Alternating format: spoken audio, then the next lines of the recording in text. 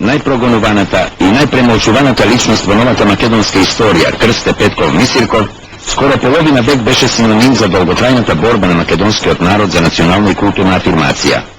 Беше принуден, како што вели самиот, целиот свој краток живот да скита немил и недра по туѓите земји и оттаму да се труди да биде полезен на својата измачена и поробена татковина.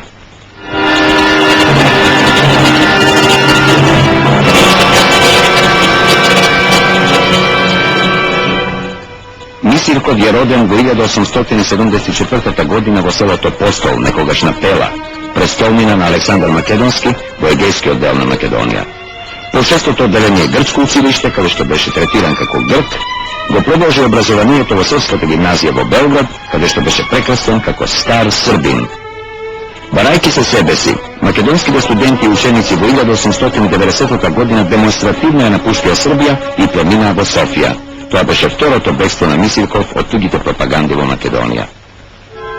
Во Софија, меѓутоа, македонците беа третирани како македонски бугари и доживеа нови прогони и разочарувања. Уште во декември истата година, Мисирков успеа пак да се префали во Белград. Тоа беше неговото трето бегство. За да се избегнат нови непријатности, во Белград беше образувана специјална богословска учителска школа во која беа собрани учениците од Македонија. Но несносниот полувојнички режим и бруталната националистичка политика предизвикаа масовен бунт на македонците. Во првите редови на бунтот се најде и Мисирков. Школата беше растурена, а учениците распрснати во Србија. Крсте стана ученик од 4-ти клас на гимназијата во Шабац. Бидејќи умре и татко му, тој си го зеде кај себе и братчето Лазар.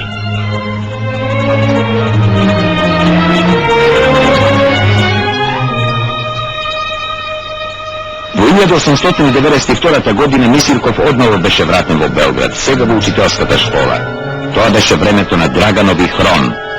Народноста и јазикот на македонците станаа предмет за остри судари во славистиката и во политиката. Скопскиот митрополит ја отфали бугарската екзархија, за да ја обнови Охридската архиепископија. Во Костур се готвеше македонска граматика и речник, а во Софија се задушуваше младата македонска книжевна дружина со нејзиниот орган Лоза. Во 1893 година во Белград беше основано ученичкото друштво Вардар со цел да работи врз испитувањето и запознавањето на својата татковина во географски, етнографски и историски поглед. Меѓу основачите и раководителите пак се најде Крсте Мисирков.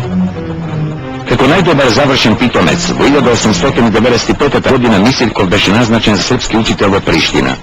Но тој стигна во Одеса на своето четврто бегство, за да може, како што вели самиот, да го продолжи образованието во земја што е непристрасна спрема Македонија. Тој мора да учи уште 2 години во Полтавската духовна семинарија. Во 1897 година, како македонски словен со изградена македонска свест, Крсте Мисирков се запишува на Историско-филолошкиот факултет во Петербург.